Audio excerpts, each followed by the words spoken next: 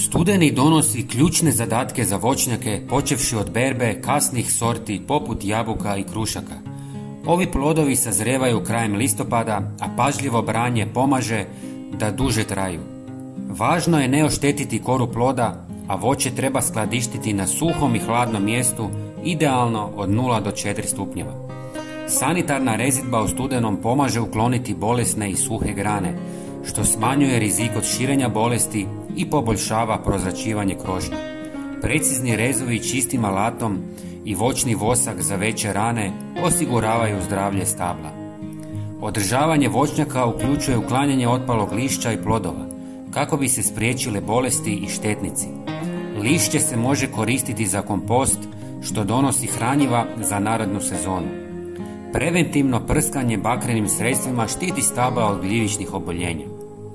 Gnojidba organskih materijalima poput komposta i stajnjaka obogaćuje tlo, dok kalij i fosfor pomažu korijenu i otpornosti na mraz.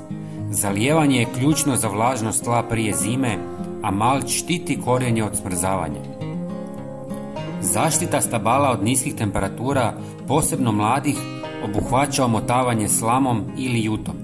Sadnja novih voćaka u studenom daje im vrijeme za ukorivanje prije zime, a biranje zdravih sadnica prilagođenih klimi je ključno. Bijeljenje stabla štiti koru od temperaturnih šokova i sprječava oštećenja. Ova mjera može odgoditi proljetno buđenje vegetacije, što pomaže u zaštiti od kasnih mrazova.